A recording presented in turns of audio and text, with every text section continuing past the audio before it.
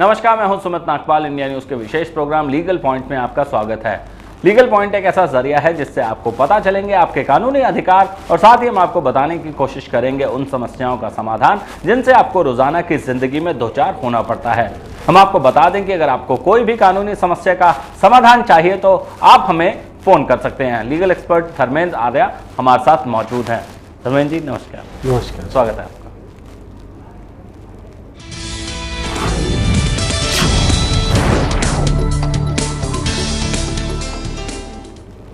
हम आपको बता दें अगर आपको कोई भी कानूनी समस्या है तो आप हमें कॉल कर सकते हैं। हमारे फोन नंबर सबसे कुछ ही देर में फ्लैश करेंगे।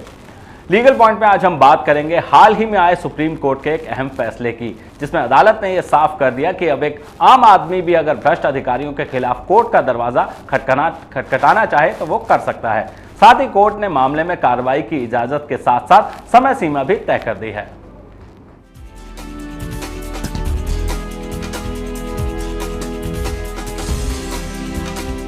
आपको भी कभी अपने कोई काम करवाने के लिए सरकारी कर्मचारियों द्वारा बनाई गई भ्रष्टाचार की सीढ़ियों पर चढ़ना पड़ता है? क्या कभी ऐसा हुआ है कि आपने किसी सरकारी कर्मचारी की शिकायत की हो और उस पर कोई कार्रवाई नहीं हुई हो? तो ये आप जान लें कि हाल ही में सुप्रीम कोर्ट के एक फैसले में जस्टिस A.K. गांगुली ने कहा है कि भ्रष्टाचार विरोधी कानून के तहत किसी भी पब्लिक सर्वेंट के खिलाफ शिकायत दर्ज करने का हक एक कानूनी अधिकार है और इस अधिकार का उल्लंघन होने पर एक व्यक्ति कोर्ट का दरवाजा खटखटा सकता है। इस जजमेंट का एक आदमी के लिए सबसे इम्पोर्टेंट पार्ट ये हो गया है कि एक आदमी को अब एक सहारा मिल गया है कि उसको बस पुलिस की तरफ से जाकर FIR दर्ज करने की जरूरत नहीं है। एक प्राइवेट कंप्लेंट भी दर्ज कर सकता है, चाहे वो गवर्नमेंट ऑफिसर के अगेंस्ट ही हो। सुप्रीम कोर्ट ने ये अहम और ऐतिहासिक फैसला जनता पार्टी के नेता सुब्रमण्यम स्वामी की एक याचिका पर दिया, जिसमें अदालत से ये आग्रह किया गया था कि कोर्ट ये तय करे कि क्या किसी लोक सेवक के खिलाफ कार्रवाई की इजाजत देने वाला संबंधित अधिकारी मामले को अनिश्चित काल के लिए टाल सकता है।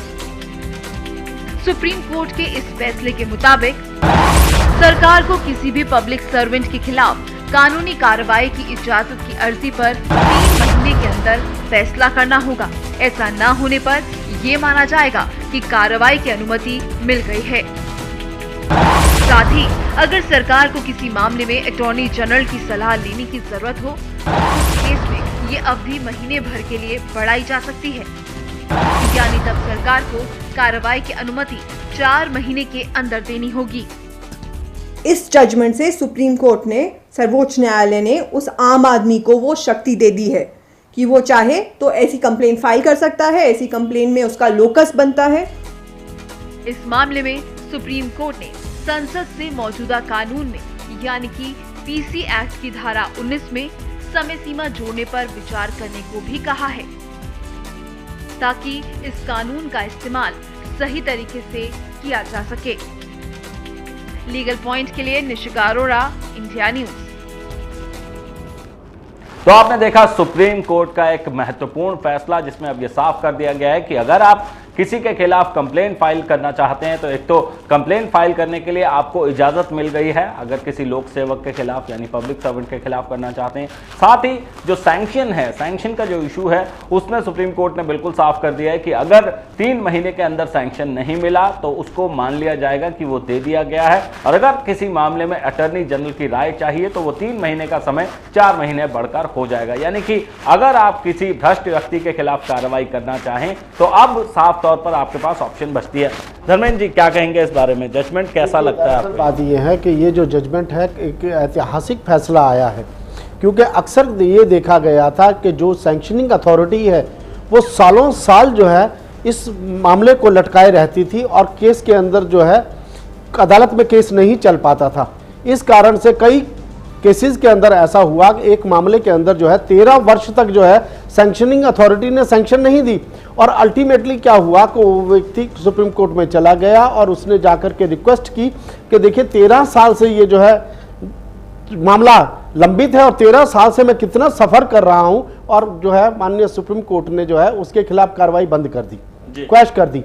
इसी तरीके से कई और मैटर्स के अंदर ऐसा है जहां सालों साल जो है सैंक्शनिंग अथॉरिटी ने अपना माइंड ही अप्लाई नहीं किया और उस मामले को दबा करके बैठ गए। अब आप देखिए, जो भी व्यक्ति सरकारी तंत्र में है तो वो पावरफुल तो होगा ही, और जब कोई व्यक्ति उसके खिलाफ कोई शिकायत करता है तो वो पावरफुल व्यक्ति क्या करता है, वो जो है आगे सैंक्शनिंग अथॉरिटी को जो है अपने काबू में कर लेता है, ताकि सैंक्शनिंग अथॉरिटी किसी भी तरीके से सैंक्शन ना दे उसके प्रोसिक्यूशन का। और यही एक बात थी जिसकी वजह से जो है मामले लंबे खिंचते चले जा रहे थे, और एक आदमी जो है किसी भी ऐसे व्यक्ति के खिलाफ जो कि करप्ट है और जिसने देश की संपत्ति को जो है बहुत ज़्यादा नुकसान पहुंचाया, अपना पर्सनल फायदा बनाया, और ये साफ जाहिर है, और उसने सारी की सारी एविडेंस भी जो है सैंक्शनिंग अथॉरिटी के सामने रख दी, कोर्ट के सामने रख दी। उसके बावजूद भी कोर्ट जो है कॉग्निजेंस लेने में नाकामयाब था, क्योंकि रीज़न ये है कि सैंक्शन नहीं मिल रही थी। लेकिन अब इस फैसले के आ जाने से क्या हुआ है कि अब सैंक्शनिंग अथॉरिटी ज़्यादा लंबे समय तक जो है अपने पास रोक के नहीं रख सकती, टाइम फ्रेम एक फिक्स कर दिया कोर्ट जी ने। जी जी। एक कॉलर हमारे साथ जुड़ रहे हैं, शिवान कुमार, स्वागत है आपका लीगल पॉइंट पे, अपना सवाल पूछें। हाँ सर, मेरा नाम सीमांत हुआ, मैं गया बिहार से बोल रहा हूँ जी। और मैं आपसे पूछना चाहता हूँ कि जैसे कि मैंने किसी को रेंट पे दुकान दिया हुआ है जी, और उसका एग्रीमेंट लैप्स है। उसका एग्रीमेंट क्या है? एग्रीमेंट लैप्स है। लैप्स है, ओके ठीक है, और उनको हम दुकान खाली करने के लिए बोल रहे हैं, वो लोग खाली नहीं कर रहे हैं।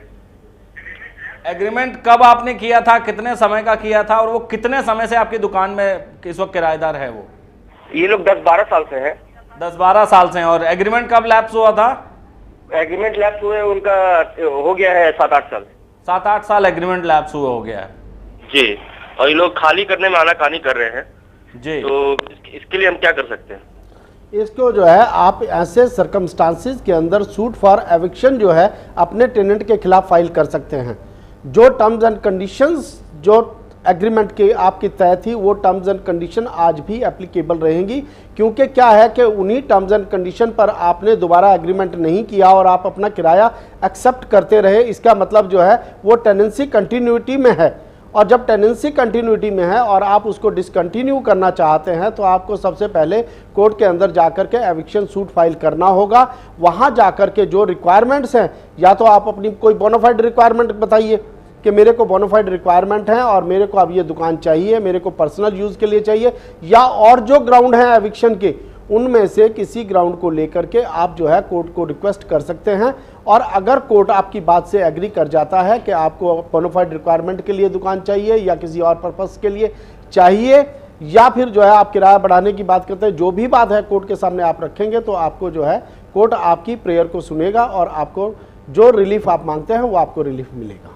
चलिए, उम्मीद है आपको अपने सवाल का जवाब मिल गया होगा, और अगर इससे भी ज़्यादा आपको अगर कभी समस्या आए तो आप हमें जो अपना जो चिट्ठी है वो भी लिख सकते हैं, हमसे संपर्क कर सकते हैं। हम कोशिश करेंगे ज़रूर आपका अगर और भी कोई सवाल होगा तो उसको भी जवाब देने की कोशिश करेंगे। फिलहाल वक्त हो गया एक छोटे से ब्रेक का। ब्रेक के बाद भी आपके सवालों का और हमारे जवाबों का सिलसिला जारी रहेगा।